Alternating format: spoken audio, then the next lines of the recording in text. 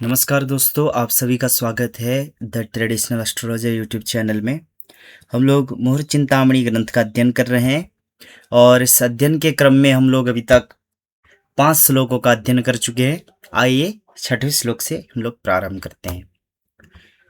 आज इसमें बताया गया है ग्रहण फल के बारे में। जब सूर्य ग्रहण अथवा चंद्र ग्रहण लगता है तो उसका क्या क्या फल किन किन राशियों पे पड़ता है, इसके बारे में श्लोक में बताया गया है। इसी के साथ मैंने आगे थोड़ा इसको उदाहरण के माध्यम से भी समझाया हुआ है। चलिए देखते हैं। जन्मर्क्षे निधनम ग्रहे जनिभतो घातः क्षतिः श्रीर्व्यथा चिंता सौख्य कलत्र दौस्थ्य मृतयः स्युर्मान नासः सुखम लाभोपायति क्रमात् तदशुभ ध्वस्ति जपः स्वर्णगो दानम शांतिरथो ग्रहम तो शुभदम नो वीक्ष्यमाहुः परे। जन्मर्क्षे निधनम ग्रहे, जन्मर्क्ष अर्थात जन्मऋक्षे, जन्म नक्षत्रे, व्यक्ति का जो भी जन्म नक्षत्र है उस जन्म नक्षत्र में अगर ग्रह अर्थात ग्रहण होता है, जिस भी जातक का जो भी जन्म नक्षत्र है, जिस समय वह पैदा हुआ होगा उस समय कोई ना कोई जन्म नक्षत्र मतलब कोई ना कोई नक्षत्र रहा होगा, उसी को व्यक्ति का जन्म नक्षत्र कहा जाता है। तो उस जन्म नक्षत्र में अगर ग्रहण होता है, सूर्य ग्रहण हो चाहे चंद्र ग्रहण हो, तो उसका फल क्या मिलेगा उस जातक को? निधनम अर्थात मृत्यु। यहाँ पर मृत्यु से डायरेक्ट मृत्यु नहीं लिया जाता है। मृत्यु से कभी कभार मृत्यु भी होता है और कभी कभार मृत्यु तुल्य कष्ट भी होता है। तो यहाँ पर दोनों चीजों को लिया जाता है। फिर उसके बाद राशियों का फल हम लोग किस प्रकार से देखेंगे, तो कहा कि जनिभतः मतलब जन्म राशितः। यहाँ पर भ आया है तो भ से 2 अर्थ लगते हैं, एक नक्षत्र का अर्थ लगता है, एक राशि का अर्थ लगता है। लेकिन यहाँ पर हम लोगों का जो प्रसंग है वो राशि का प्रसंग है, तो यहाँ पर हम लोग भ से क्या लेंगे? राशि लेंगे। तो जनिभतः मतलब जन्म राशितः, जन्म राशि से क्रमशः जो 12 राशियां होती है उनमें अलग अलग फल ग्रहण का मिलता है। तो वो कैसे मिलेगा? तो अगर किसी व्यक्ति के जन्म राशि में ही ग्रहण लग जाए तो क्या होगा? घातः, उस व्यक्ति को घात होगा, पीड़ा होगा, पीड़ा होगी। उसके बाद क्षति ही, क्षति अर्थात धन हानि, धन हानि या अन्य कोई किसी भी प्रकार की क्षति यहाँ पर हो सकती है। अगर जन्म राशि से दूसरी राशि में अगर ग्रहण लगे तो क्या होगा? क्षति होगा। उसके बाद श्री अर्थात लक्ष्मी की प्राप्ति, धन की प्राप्ति। ठीक है, अगर जन्म राशि से तीसरी राशि में अगर ग्रहण लगता है तो क्या होगा? श्री अर्थात लक्ष्मी की प्राप्ति होगी। उसके बाद चतुर्थ राशि में अगर ग्रहण लगता है तो व्यथा, व्यथा अर्थात पीड़ा, पीड़ा होगी जातक को। अगर जन्म राशि से चौथी राशि पर अगर ग्रहण लगता है तो क्या होगा? पीड़ा होगा। उसके बाद चिंता, अगर 5वीं राशि में ग्रहण लगे, जन्म राशि से 5वीं जो राशि होगी उसमें अगर ग्रहण लगे तो चिंता होगा व्यक्ति को। उसके बाद 6वीं राशि में अगर लगे तो सौख्य, सुख की प्राप्ति होगी। 7वीं राशि में अगर ग्रहण लगता है तो कलत्र दौस्त्य, कलत्र दौस्त्य अर्थात स्त्री की मृत्यु होगी। जो भी उस जातक की जो भी पत्नी होगी उसको पीड़ा होगा, ऐसा जानना चाहिए। यहाँ से मृत्यु अर्थात डायरेक्ट मृत्यु नहीं लिया जाता है, मृत्यु तुल्य कष्ट लिया जाता है। और फिर अगर 8वीं राशि में ग्रहण लगता है तो मृतयः अर्थात मृत्यु होगी। 9वें राशि में अगर ग्रहण लगता है तो मान नाशः, मान जातक के मान का नाश होगा, स्वाभिमान का नाश होगा, ऐसा जानना चाहिए। जो मान सम्मान प्राप्त है उसको उस पे हानि आएगी, उसका नाश होगा। 10वीं राशि में अगर ग्रहण लगता है तो सुखम, सुख की प्राप्ति होगी। उसी प्रकार से अगर 11वीं जो राशि है उसमें अगर ग्रहण लगता है तो लाभः, लाभ होगा। और 12वीं राशि में अगर ग्रहण लगता है तो अपाय अर्थात व्यर्थ की हानि होगी, खर्च होगा इत्यादि, ये जानना चाहिए। थी क्रमात् अर्थात यह क्या होता है? क्रमात्, जनिभतः क्रमात् मतलब जन्म राशि से क्रम से ये जानना चाहिए। अब इसमें कहा कि तद अशुभ ध्वस्तै जपः स्वर्णगो दानम शांति ही। अशुभ ध्वस्तै, जो तद अशुभ ध्वस्तै, तद वह जो ग्रहण फल संबंधित, जो ग्रहण संबंधित जो अशुभ फल है उसके ध्वस्तै, उसके नाश के लिए अगर आपको जो ग्रहण का फल है वो नहीं चाहिए, क्योंकि ऑब्वियसली अगर अशुभ फल होगा तो कौन ही चाहेगा, है ना। तो अगर वो जो अशुभ फल है वो नहीं चाहिए तो क्या करना होगा? उसके नाश के लिए जप करना होगा। उसके बाद स्वर्ण दानम गोदानम च, स्वर्ण का भी दान करना होगा, और अगर स्वर्ण दान नहीं कर सकते तो गोदान कर सकते हैं। और शांति, शांति भी करवानी चाहिए, तो वह जो ग्रहण संबंधी जो अशुभ फल है उसका क्या हो जाएगा, नाश हो जाएगा। उसके बाद कुछ जो आचार्य है वह ऐसा मानते हैं कि अगर ग्रहण आपके लिए खराब है ना, यद्यपि किसी भी व्यक्ति को देखने से मनाही होती है ग्रहण में, पहले के ज़माने में वो पानी वगैरह या तेल इत्यादि में ग्रहण का जो चिन्ह था वो देखते थे। लेकिन नॉर्मली यहाँ पर कुछ कुछ आचार्य ये भी मानते हैं कि अगर आपके लिए ग्रहण का फल अशुभ मिल रहा है तो आप देखिए ही मत ग्रहण को, है ना। तो अथ अनंतर, इसके पश्चात, ग्रहम तो अशुभदम नो वीक्षमाहु परे, परे मतलब केचित आचार्य, जो कुछ आचार्य है वह क्या बोलते हैं कि ग्रहम तो अशुभदम, अशुभदम ग्रहम, जो अशुभ फल देने वाला जो ग्रहण है उसको नो वीक्षम इति आहुहु, नो वीक्षम, देखना ही नहीं चाहिए, यानी कि अगर नहीं देखेंगे तो उसका फल प्राप्त नहीं होगा। ये कुछ आचार्यों का मत है। जहां पर भी परे, अन्य ऐसा शब्द आता है वहां पर सभी आचार्यों का वो मत नहीं होता है, कुछ कुछ आचार्यों का मत होता है या किसी व्यक्ति विशेष का वो मत माना जाता है। तो अब इसको हम लोग उदाहरण के हिसाब से समझते हैं। जैसे यहाँ पर मैंने बताया कि ग्रहण की राशि कर्क राशि है। किसी दिन, जिस दिन भी ग्रहण लग रहा है उस दिन ग्रहण लग जाए कर्क राशि में, ठीक है, चाहे वह सूर्य ग्रहण हो चाहे वह चंद्र ग्रहण हो, जब भी लगे वो कब लग जाए, कर्क राशि में जब चंद्रमा उस समय क्या हो जाए, ग्रहण लग जाए। तो अब यहाँ पर कर्क राशि है, ठीक है, तो ग्रहण की जो राशि है वो कर्क राशि है। अब यहाँ पर हम लोगों ने व्यक्ति की जो राशि है, सॉरी यहाँ पर ग्रहण की राशि नहीं, यहाँ पर व्यक्ति की राशि, ठीक है, यहाँ पर व्यक्ति की राशि, यहाँ पर व्यक्ति की राशि, हम लोगों ने यहाँ पर व्यक्ति की राशि ली है। किसी व्यक्ति विशेष की क्या राशि है, कर्क राशि है, ठीक है। अब पहला आया कि अगर कर्क राशि में ही ग्रहण लग जाए, ठीक है, कर्क राशि में ही ग्रहण लग जाए तो क्या फल होगा, घात होगा अथवा शरीर में बाधा होगी। अब कर्क राशि से दूसरी राशि क्या है, सिंह राशि है। मानते हैं कि सिंह राशि में अगर ग्रहण लग जाए तो क्या होगा, क्षति होगी, धन की हानि होगी। कन्या राशि में ग्रहण लग जाए तो धन की प्राप्ति होगी। तुला राशि में ग्रहण लग जाए तो पीड़ा होगा। वृश्चिक राशि में लग जाए तो चिंता। धनु राशि में लग जाए तो सौख्य सुख की प्राप्ति। मकर राशि में लग जाए तो स्त्री के स्वास्थ्य में बाधा, उस जातक की जो भी पत्नी होगी उनके स्वास्थ्य में क्या होगा, बाधा होगा। और कुंभ राशि में अगर ग्रहण लगे तो मृत्यु अथवा मृत्यु तुल्य कष्ट। मीन में लगे तो मान सम्मान की हानि। मेष में लगे तो सुख की प्राप्ति। वृष में लगे तो लाभ, और मिथुन में लगे तो धन की हानि, ठीक है। तो यहाँ पर लाइन वाइज, क्योंकि ये जो हो जाएगा वहां पर लाइन वाइज कहा है, ये हो जाएगा दूसरी राशि, ये जन्म राशि हो गया, ये दूसरी राशि, ये तीसरी राशि, ये चौथी राशि हो जाएगी, ये पांचवी राशि हो जाएगी, छठवीं राशि, ये वाली सातवीं राशि हो जाएगी, आठवीं राशि, नौवीं राशि, 10वीं राशि, 11वीं राशि और 12वीं राशि। तो इस प्रकार से यहाँ पर फल को जानना चाहिए। अब आगे देखते हैं। तो अब इसमें कहा कि चंद्र का जो बल होता है उसमें कुछ विशेष यहाँ पर बता रहे हैं। हम लोग अभी गोचर का विचार कर रहे हैं, तो गोचर में कहा कि मान लीजिए चंद्रमा खराब हो लेकिन उसको कैसे अच्छा माना जाए, अथवा अच्छा हो तो वो कैसे खराब हो जाता है, तो उसके बारे में इस श्लोक में बताया गया है। पापांतः पापयुग द्यूने पापा चंद्र शुभोप्यसन शुभांसे वादि मित्रांसे गुरु दृष्टो अशुभोपिसन। पापांतः अर्थात पाप अंतः, पाप ग्रहों के कहां पर हो, अंतः अर्थात मध्य में हो।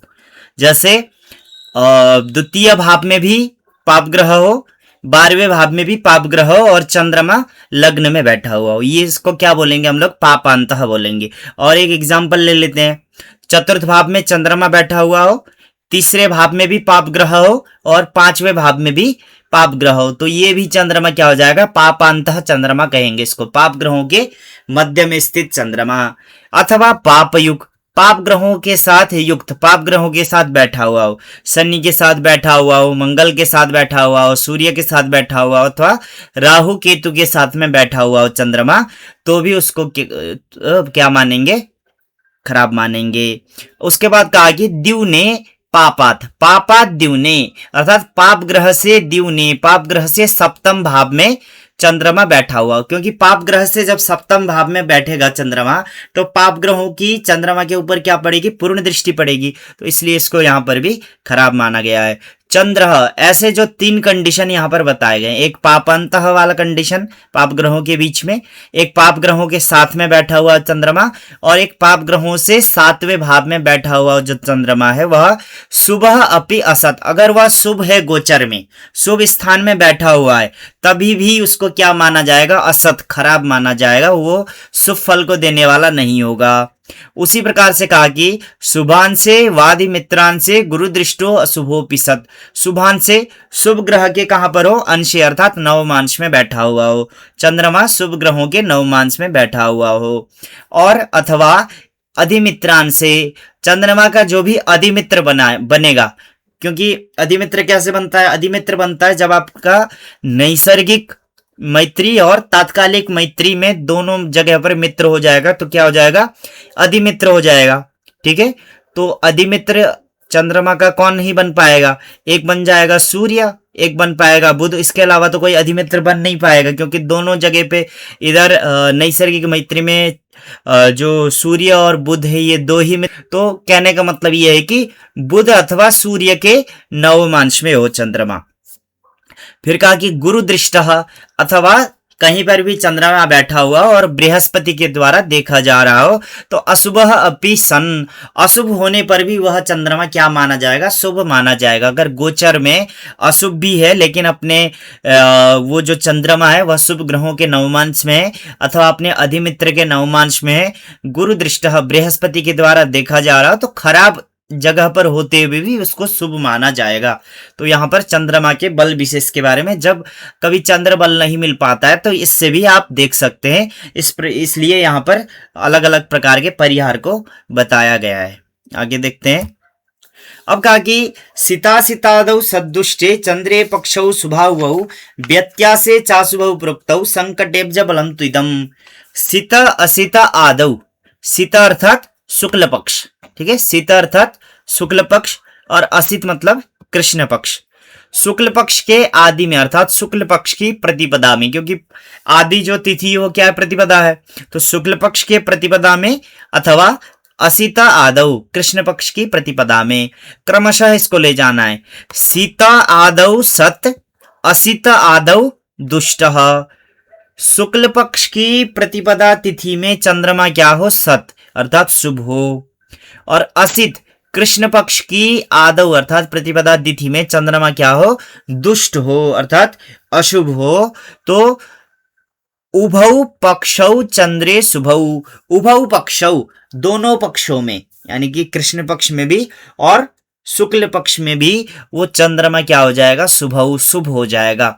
अगर शुक्ल पक्ष की प्रतिपदा तिथि में चंद्रमा शुभ है और कृष्ण पक्ष की प्रतिपदा तिथि में चंद्रमा अशुभ है तो वो जो चंद्रमा है वो दोनों पक्षों में शुभ माना जाएगा।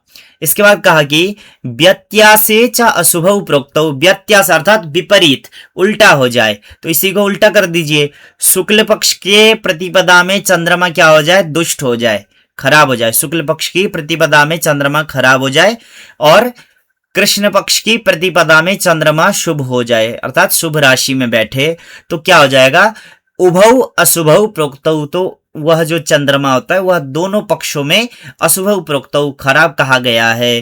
फिर कहा कि संकटे अब्जबलम तु इदम, इदम अब्जबलम संकटे, इदम अब्जबलम, यह जो अब्जबल अर्थात चंद्र बल है, यह जो चंद्रमा का बल है यह क्या है, संकटे, केवल संकट के समय के लिए है, यानी कि जब आपके पास कोई भी ऑप्शन ना बचे, ठीक है, कोई भी ऑप्शन ना बचे तभी इस बल का उपयोग करना चाहिए, नहीं तो इस बल का उपयोग नहीं करना चाहिए। इसलिए यहाँ पर आचार्य ने खुद ही लिख दिया कि संकटे। अभी ये यहाँ पर कहाँ पर विचार किया जाएगा, तो विवाह यात्रादि कार्यों में जब चंद्रमा का बल किसी भी प्रकार से न मिल पा रहा हो तो वो क्या हो गया, संकट की अवस्था हो गई। और आपको इमरजेंसी में कहीं जाना है या शादी का आप लोगों को वो निकालना है, मुहूर्त इत्यादि निकालना है, तो वहां पर देखेंगे तो वहां पर कहा गया है कि स्त्रीणाम गुरुर्बलम श्रेष्ठम पुरुषाणाम रविर्बलम तयोश्चंद्र बलम। जो पुरुष और स्त्री दोनों का जो है चंद्र बल देखा जाता है। तो ऐसे अवस्था में ये संकट के समय में इसको उपयोग किया जा सकता है, लेकिन हर जगह इसका उपयोग नहीं करना चाहिए। आगे देखते हैं। अब इसके बाद कहा कि जैसे किसी व्यक्ति को मान लीजिए नवग्रह की अंगूठी पहननी है तो वो कैसे पहन सकता है, उसके बारे में यहाँ पर बताया गया है। वज्रम शुक्रेब्जे सुमुक्ता प्रवालम भौमे गौ गोमेदम आर्कौ सुनीलम केतौ वैदुर्यम गुरौ पुष्पकम गे पाचि प्रांग माणिक्यमर्केत मध्य। अब यहाँ पर लाइन वाइज बताया गया है, ठीक है। यहाँ पर लाइन वाइज बताया गया है कि अगर किसी व्यक्ति को नवग्रह की अंगूठी पहननी है तो वह क्या कर सकता है, या तो पंचधातु की अंगूठी में अथवा जो सोने की अंगूठी होती है उसमें किस प्रकार से रत्नों को जड़ना चाहिए, तो उसके बारे में यहाँ पर बताया गया है। वज्रम शुक्रे, शुक्र के लिए वज्र अर्थात हीरा, शुक्र के लिए हीरा लगाना चाहिए। और कहाँ लगाना चाहिए, तो यहाँ पर प्रांग कहा गया है, ठीक है। प्रांग कहा गया यानी कि पूर्व दिशा से आरंभ करके हम लोग इसको लेके चलेंगे। तो सबसे पहले पूर्व दिशा, जो भी उस अंगूठी का जो पूर्व दिशा होगा वहां पर क्या करेंगे हम लोग, शुक्र के लिए हीरा वहां पर जड़वाएंगे। उसके बाद अब्जे, चंद्रमा के लिए सुमुक्ता, चंद्रमा के लिए मोती, चंद्रमा के लिए मोती कहां पर, तो अग्निकोण, पूर्व के बाद क्या आ जाएगा, अग्निकोण। अग्निकोण में चंद्रमा के लिए मोती को जड़वा देंगे उस अंगूठी में। उसके बाद भव में मंगल के लिए प्रबालम, मूंगा, मंगल के लिए मूंगा को कहां पर, दक्षिण दिशा में वहां पर लगा देंगे उस अंगूठी में। अंगूठी का जो भी दक्षिण दिशा होगा वहां पर मंगल के लिए हम लोग मूंगा लगा देंगे। अगौ गोमेदम, अगु अर्थात राहु, राहु के लिए गोमेदम, राहु के लिए उस अंगूठी का जो भी नैऋत्य कोण होगा यानी कि दक्षिण और पश्चिम के बीच का जो भाग होगा वहां पर गोमेदम, गोमेद को जड़वा देंगे। उसके बाद अर्की सुनीलम, अर्की अर्थात शनि, शनि के लिए सुनीलम, सुंदर जो नीलम है, स्वच्छ नीलम को क्या करेंगे, पश्चिम दिशा में वहां पर लगा देंगे। उसके बाद केतौ वैदूर्यम, केतु की प्रसन्नता के लिए वैदूर्य, वैदूर्य को कहां पर लगाएंगे, वायव्य कोण में, उस अंगूठी का जो भी वायव्य कोण है वहां पर केतु को लगाएंगे। उसके बाद गुरु पुष्पकम, गुरु बृहस्पति की प्रसन्नता के लिए उत्तर दिशा में पुखराज को वहां पर लगवाएंगे। गे पाची, गे अर्थात बुध के लिए, पाची अर्थात जो पन्ना है वह कहां पर, ईशान कोण में, उस अंगूठी का जो भी ईशान कोण होगा वहां पर क्या लगाएंगे, पाची अर्थात पन्ना लगाएंगे। और माणिक्यम अर्केतु मध्य, मध्य अर्केतु माणिक्यम, मध्य उस अंगूठी का जो भी मध्य भाग होगा वहां पर क्या करेंगे, माणिक्यम, सूर्य की प्रसन्नता के लिए, अर्के, अर्क अर्थात सूर्य, सूर्य की प्रसन्नता के लिए माणिक्यम, माणिक्य को लगाएंगे। तो ये जो है वह नवग्रह की अंगूठी बन जाएगी। तो इसको इस प्रकार से बनाया जा सकता है। जैसे यहाँ पर मैंने फोटो भी एक लगाया हुआ है, तो इसके माध्यम से भी आप समझ सकते हैं कि किस प्रकार से इसको लगाना है। यहाँ से शुरू करके, हीरा से शुरू करके, यहाँ से लाइन वाइज हीरा, मोती, उसके बाद मूंगा, फिर गोमेद, फिर नीलम, वैदूर्य, पुखराज, पन्ना और बीच में यहाँ पर माणिक्य। तो इस प्रकार से ये नवग्रह की अंगूठी बनाई जाती है। इसको सोने में भी बना सकते हैं और पंचधातु में भी बना के पहन सकते हैं। अब इसके बाद आता है कि मान लीजिए आपके पास इतना बजट ही नहीं है कि आप नवग्रह की अंगूठी पहन सके, तब क्या करना चाहिए। तो यहाँ पर अलग अलग टाइप के ऑप्शन बताए गए हैं। तो उसके लिए कहा है कि माणिक्य मुक्ता फल विद्रुमाणी गारुत्मकम पुष्पक वज्र नीलम गोमेद वैदूर्यकमर कतः स्यु रत्नान्यथो यस्य मुदे सुवर्णम। अब कहा कि माणिक्य, यहां पर सबसे पहले कहा कि अर्कतः, अर्कतः अर्थात सूर्य, सूर्य से, सूर्यतः, ठीक है, सूर्य ग्रह से क्रमशः इसको ले जाएंगे हम लोग। सबसे पहले सूर्य का क्या रत्न बताया, माणिक्यम, जो माणिक्य रत्न है वह किसका हो जाएगा, सूर्य का हो जाएगा। उसके बाद चंद्रमा, चंद्रमा के लिए मुक्ता, मोती बताया गया है, मुक्ता फल जिसको कहा जाता है मोती। उसके बाद मंगल के लिए विद्रुम मूंगा बताया गया है। उसके बाद बुध के लिए गारुत्मक पन्ना बताया गया है। बृहस्पति के लिए पुष्पक पुखराज बताया गया है। शुक्र के लिए वज्र हीरा बताया गया है। और शनि के लिए नीलम नीलम बताया गया है। उसके बाद आते हैं राहु पे। राहु के लिए गोमेद बताया गया है और केतु के लिए वैदूर्यकम अर्थात वैदूर्य बताया गया है। ये अर्कतः स्युः रत्नानि रत्नानि अर्कतः स्युः, ये अलग अलग ग्रहों के रत्न होते हैं। कहां से? सूर्य से लेके केतु पर्यंत। फिर कहा कि अथ अनंतर इसके बाद कहा कि यस्य मुदे सुवर्णम, अगर बुध के लिए आप पन्ना नहीं पहन सकते हैं तो कहा कि यस्य मुदे, यस्य अर्थात बुधस्य बुध ग्रहस्य, बुध ग्रह के मुदे अर्थात प्रसन्नता के लिए सुवर्णम सोना भी आप धारण कर सकते हैं। यहाँ पर अंतिम में एक वचन दे दिया रामदैवज्ञ जी ने कि यस्य मुदे सुवर्णम, बुध की प्रसन्नता के लिए आप सुवर्णम सोने को भी धारण कर सकते हैं। तो आज के लिए इस कक्षा को यही विराम देते हैं। पुनः अगली कक्षा में मिलेंगे। जय श्री राम।